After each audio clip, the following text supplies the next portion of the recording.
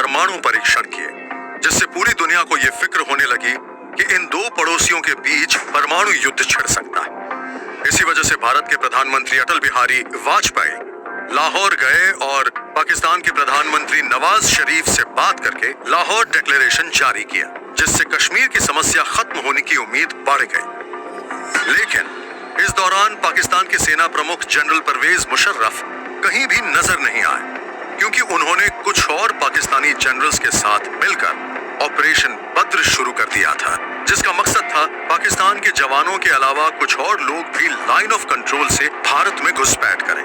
जब भारत में यह खबर फैल गई, तब भारत ने सेना की मदद से जवाब देने का फैसला किया और टेल्स ऑफ वैलर के इस एपिसोड में हम बात करेंगे उसी कारगिल युद्ध की, जहां हमारे जाबाज सपूतों ने अपनी जान न्योछावर कर दी। पाकिस्तान ने जम्मू और कश्मीर से गुजरने वाली लाइन ऑफ कंट्रोल को पार करके 1984 से ही सियाचिन में काफी ऊंचाइयों पर भारत से जंग शुरू कर दी थी। सियाचिन में मौजूद पाकिस्तानी सेना को वहां से भागना पड़ा था, जो उसके लिए एक बहुत बड़ा झटका था और जनरल मुशर्रफ के लिए ये एक जाती मामला बन चुका था। मगर उन्होंने अपने कुछ भरोसेमंद जनरल्स के साथ मिलकर भारतीय सेना से बदला लेना चाहा और इसी वजह से वो पाकिस्तानी फौज की टुकड़ियों और दूसरे लोगों को कारगिल में एलओसी के पार भेज रहे थे।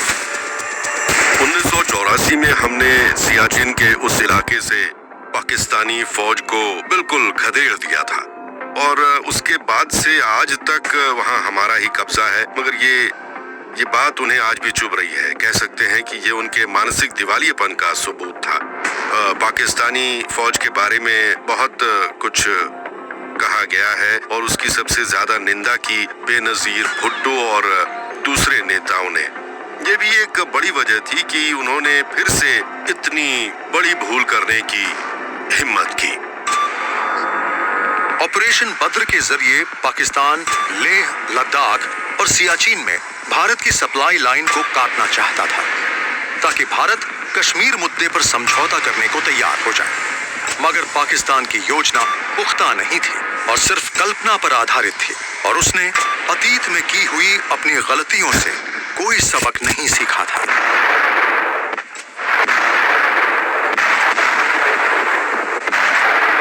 सच कहें तो पाकिस्तान की सरकार ने नहीं बल्कि मुशर्रफ और उनके 3 दरबारी जनरल्स ने ये पहल की थी और कहा हम नया इतिहास लिखेंगे, कुछ ऐसा करेंगे जिसकी हिंदुस्तानियों ने उम्मीद भी नहीं की होगी और एक बार कब्जा जमाने के बाद वो हमें निकाल नहीं पाएंगे और तब हम उनसे कहेंगे पहले सियाचिन से जाओ तो ही हम लोग यहाँ से जाएंगे। और इस तरह से उन्होंने श्रीनगर और लेह के बीच की धमनी को ही काट दिया था, क्योंकि अब वहाँ नजर रखकर गोलीबारी की जा सकती थी। वो हमारी उस सड़क का रास्ता बंद कर देना चाहते थे ताकि हम जुजीला से द्रास, कारगिल और लेह तक जाने वाली सड़क का इस्तेमाल न कर सके। वो उस सड़क को भी काट देना चाहते थे जो लेह से ग्लेशियर वाले इलाके तक जाती थी। उनके दिमाग में पहली बात तो यही थी, मगर इसके अलावा उनके दिमाग में ये भी चल रहा था कि वो मुजाहिदीन को भी मौका देंगे जो पहले से ही उनके लिए काम कर रहे थे, मगर उस दौरान उनमें से ज्यादातर इनएक्टिव थे। हमने उन्हें ठिकाने लगा दिया था।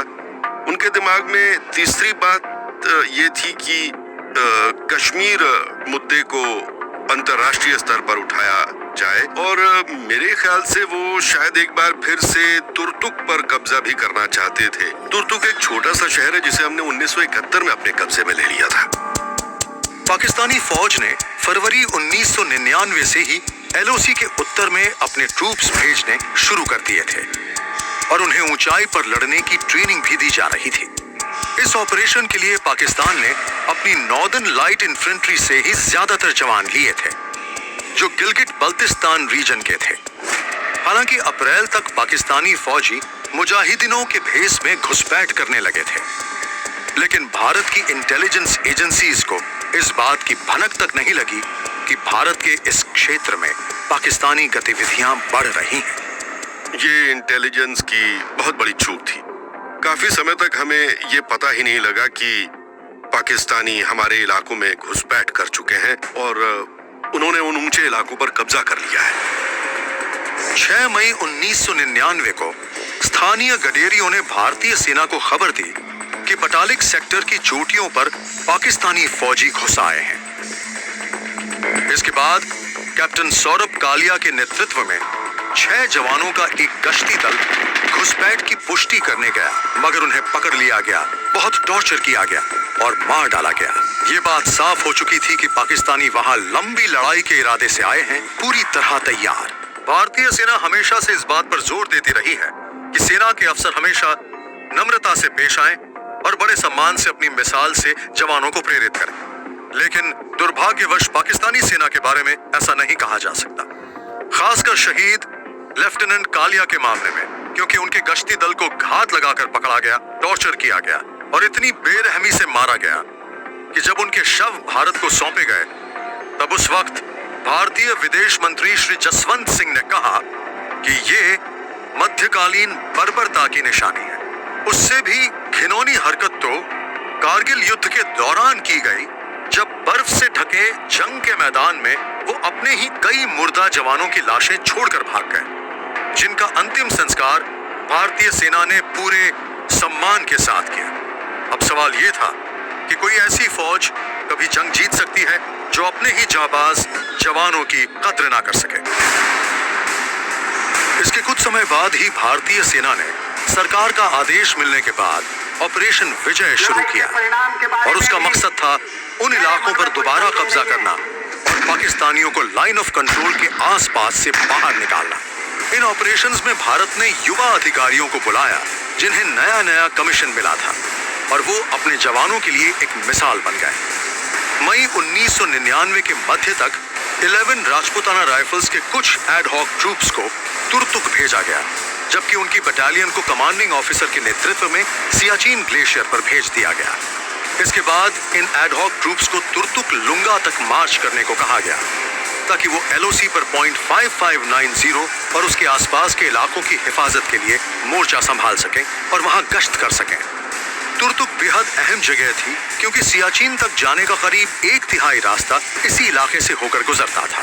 पाकिस्तानी सेना अगर शियोक वैली तक चली जाती जहां तुर्तुक था, तो उससे सियाचिन के उस रास्ते पर भारतीय सेना के लिए दोनों तरफ से दबाव बढ़ जाता। इस सेक्टर में पाकिस्तानी फौज के पहुंचने पर वो न सिर्फ ऊंचाई पर बने थियोस एयरबेस पर कब्जा जमा लेते, बल्कि वो बड़ी आसानी से चोर बाटला के रास्ते बटालिक तक पहुंच जाते और फिर वहां से कारगिल पहुंचना बिल्कुल मुश्किल नहीं था। युद्ध के शुरुआती दौर में जो भी इन टैक्टिकल पोस्ट्स पर कब्जा कर लेता, वो फायदे में रहता। पाकिस्तान ने साफ तौर पर इस मामले में काफी होमवर्क किया था। इस लिहाज से भारत के लिए वहां कब्जा करना जरूरी था। ये काम सौंपा गया 11 राजपूताना राइफल्स को, जो तब तक खुद को उस माहौल में ढाल चुकी थी, और उसकी मदद के लिए भेजी गई लामा फौज की विकास रेजिमेंट। 6 और 7 जून को जब कारगिल युद्ध शुरू हुआ, तब 11 राज रिफ में डेप्यूटेशन पर तैनात एक युवा ASC ऑफिसर को हड्डियां जमा देने वाली ठंड में गश्त लगाने की जिम्मेदारी दी गई, करीब 18,500 फुट पर लाइन ऑफ कंट्रोल से पॉइंट 5590 तक, ताकि उस वक्त पाकिस्तानी दबदबे को नेशनल हाईवे 1 अल्फा से तुर्तुक तक चुनौती दी जा सके। मई के मध्य तक ये साफ हो चुका था कि दुश्मन ने तुर्तुक सेक्टर तक घुसपैठ कर ली है और वो कारगिल सेक्टर तक पहुंच चुका है। इसलिए हमारे ट्रूप्स को वहां गश्त करने के साथ साथ कार्रवाई भी करनी थी। तो हमारी यूनिट उस वक्त सियाचिन ग्लेशियर में थी और तभी हमें आदेश मिला कि हम अपने बचे हुए जवानों को फौरन बेस कैंप भेज दें। उन्हें तुर्तुक सेक्टर में एक अभियान पर जाना है। तब हमने कैप्टन हनीफुद्दीन को बाकी के जवानों के साथ भेज दिया, क्योंकि वो उसी वक्त अपना ग्लेशियर टेन्योर खत्म करके लौटे थे और वो मौजूद थे कुछ ट्रूप्स के साथ। तो उन्हें तुर्तुक में अभियान पर भेज दिया गया। तुर्तुक पहुंचने के बाद कैप्टन हनीफुद्दीन 11 राज रिफ के दूसरे जवानों के साथ 7 दिन तक कमर तक गहरी बर्फ में चलते रहे और फिर उस रिज पर पहुंचे जहां उन्होंने अपनी टेम्पररी पोस्ट्स बनाए। 6 जून 1999 को कैप्टन हनीफ ने खुद ही दिन के समय करचन ग्लेशियर तक गश्त पर जाने का फैसला किया। उनका इरादा था दुश्मन के मोर्चे के ज्यादा से ज्यादा करीब जाकर उसे अपने ऊपर हमले के लिए उकसाना। इससे दुश्मन के ठिकानों का पता लग जाता और फिर बाद में हमें हमला करने में आसानी होती।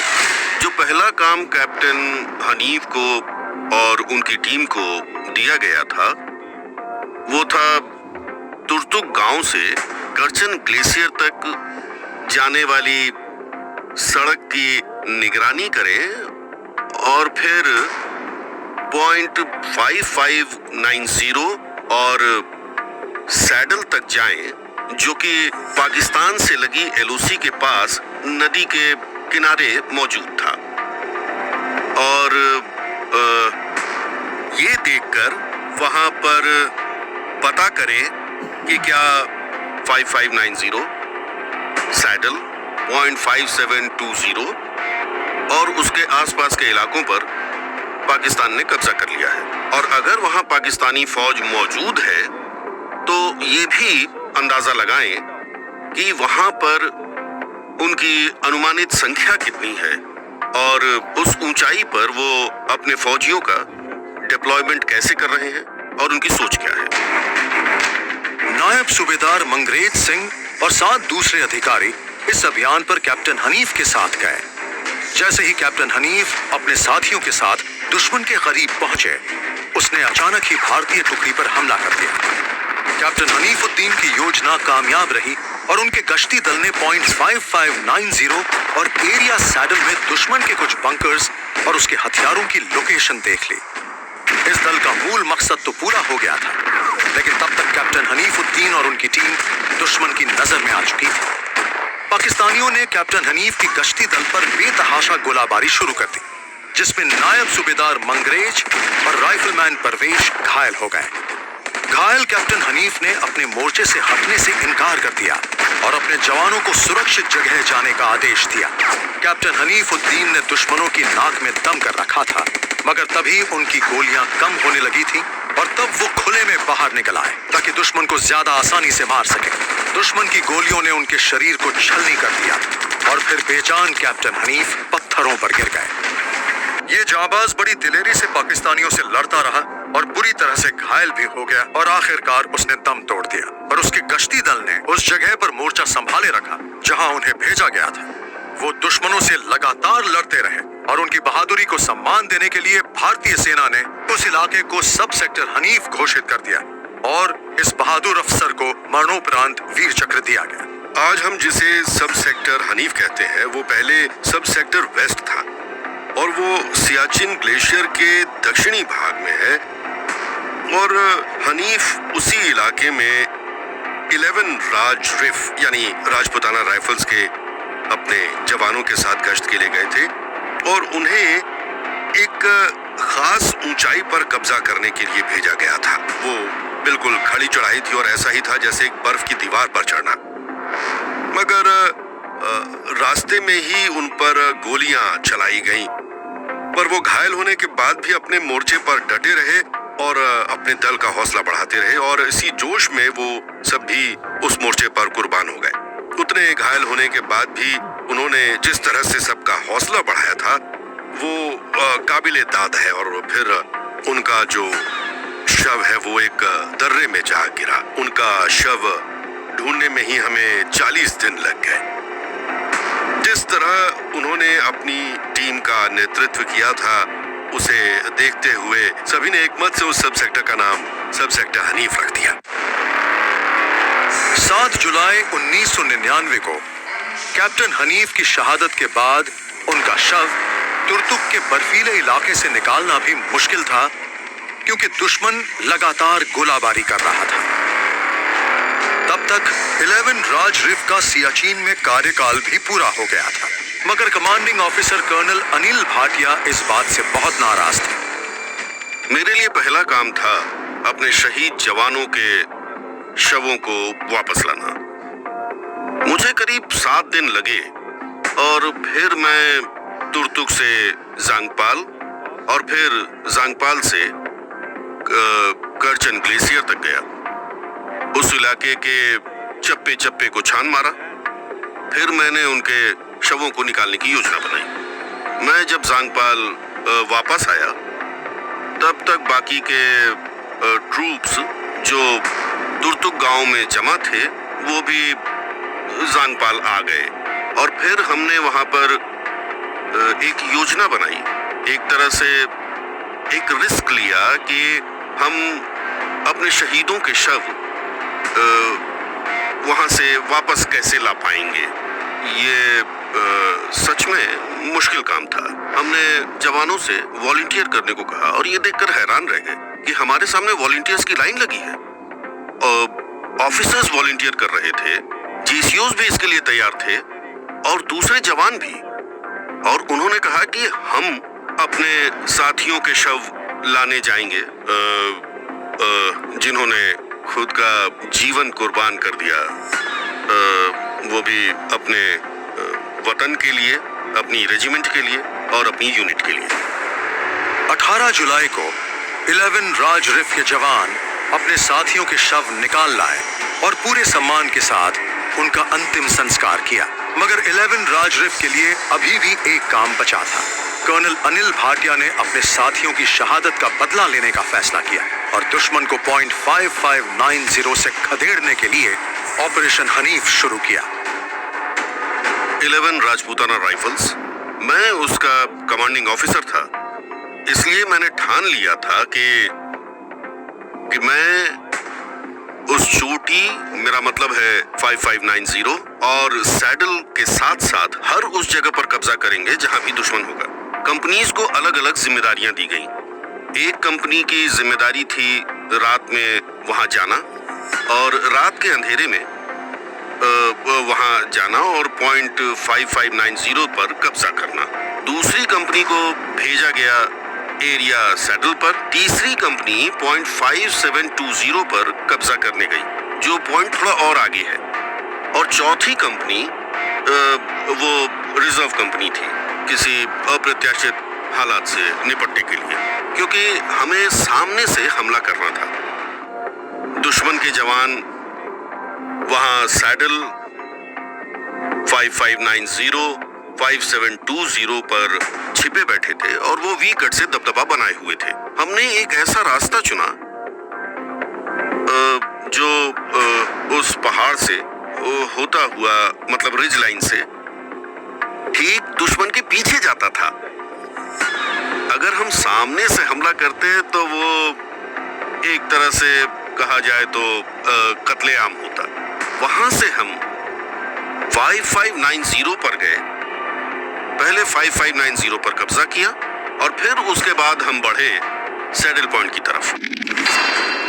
कारगिल युद्ध के बारे में कई विशेषज्ञ ये मानते हैं कि वो भारत के पक्ष में सिर्फ इसलिए गया था कि उसमें मिड लेवल और जूनियर लेवल के ऑफिसर्स ने खुद ही सामने से नेतृत्व किया और नामुमकिन से नजर आने वाले कामों को भी अपनी रेजिमेंट, बटालियन और मातृभूमि की शान के लिए मुमकिन कर दिखाया।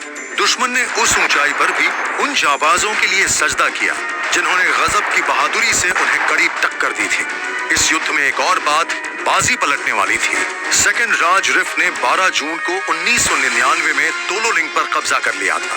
करीब 16,000 फुट की ऊंचाई पर मौजूद तोलोलिंग के सामने ही था द्रास शहर और NH-1A। उस हाईवे पर भारतीय सेना की गतिविधियां थम सी गई थी, इसलिए भारतीय सेना का एक ही मकसद था, तोलोलिंग पर कब्जा करना। इतने मुश्किल हालात में ये जीत बहुत बड़ी थी क्योंकि इसके बाद भारतीय सेना आसपास की चोटियों पर भी कब्जा कर सकती थी। हमारा पहला लक्ष्य तो टोलोलिंग ही था, क्योंकि वहीं से पाकिस्तानी जोजिला से द्रास और कारगिल से लेह तक जाने वाली सड़क पर अपना दबदबा बना सकते थे। और ऐसे में हमारे पास सर्दियों की रसद नहीं पहुंच पाती और हम चाहते थे कि 4-5 महीने बाद जाड़े का मौसम आने वाला है और उस रास्ते के बंद होने के बाद हमारे पास कुछ नहीं पहुंच पाता और हम स्टॉक नहीं कर सकते थे और इसका असर सियाचिन में मौजूद लोगों पर पड़ता। लेह गैरिसन पर, लेह में हमारा सिविल गैरिसन था, इसीलिए हमारे पास बस एक ही रास्ता था, जल्दी से जल्दी उस रोड एक्सेस को खोला जाए। वो हमारी पहली प्रायोरिटी थी, इसलिए हमने द्रास सेक्टर को अव्वल नंबर पर रखा था, क्योंकि वो लॉजिस्टिक्स, आर्टिलरी और दूसरे ऑपरेशंस की तैयारी के लिए बहुत अहम था। शुरुआती दौर बेहद मुश्किल था। हमारा पहला लक्ष्य था तोलोलिंग और हमने पूरी तैयारी के बाद जून के पहले हफ्ते में उसके ऊपर हमला किया। फिर तोलोलिंग से पॉइंट 5140 की तरफ बढ़े, जो तोलोलिंग से थोड़ा आगे था, और वहां से बटालिक सेक्टर में पॉइंट 5203 की तरफ गए। इन तीनों ऑब्जेक्टिव्स पर हमने जून के तीसरे हफ्ते में कब्जा किया था। सबसे पहले तोलोलिंग पर कब्जा किया, फिर 5140 पर किया, और फिर बटालिक में पॉइंट 5203 पर किया। उसके बाद मैं समझ गया था अब हमें पीछे मुड़कर नहीं देखना है। पाकिस्तान ने 1998 और 99 की सर्दियों में द्रास, बटालिक और कारगिल सेक्टर में भारत की 132 पोस्ट्स पर घुसपैठ की थी, क्योंकि सर्दियों में भारतीय फौज दोनों देशों के बीच हुए समझौते के बाद उन चोटियों से नीचे आ गई थी। ऐसा एक योजना के तहत किया गया था, जिसकी चर्चा पाकिस्तानी नेताओं जनरल जिया और बेनजीर भुट्टो के सामने भी की गई थी, मगर कभी उसके ऊपर ध्यान नहीं दिया गया। ये योजना बनाई थी जनरल मुशर्रफ ने, और इस पर तब काम शुरू हुआ जब वो खुद पाकिस्तान के सेना प्रमुख बने। दुश्मन ने बटालिक सेक्टर की 3 चोटियों पर कब्जा कर लिया था, और तब सियाचिन और लेह तक जाने वाली सड़क भी खतरे में थी। उस इलाके को साफ करना जरूरी था जहां दुश्मन ने अपनी सप्लाई लाइन बना रखी थी। 111 गोरखा राइफल्स को खालूबार हिल्स की सफाई करने की जिम्मेदारी दी गई थी।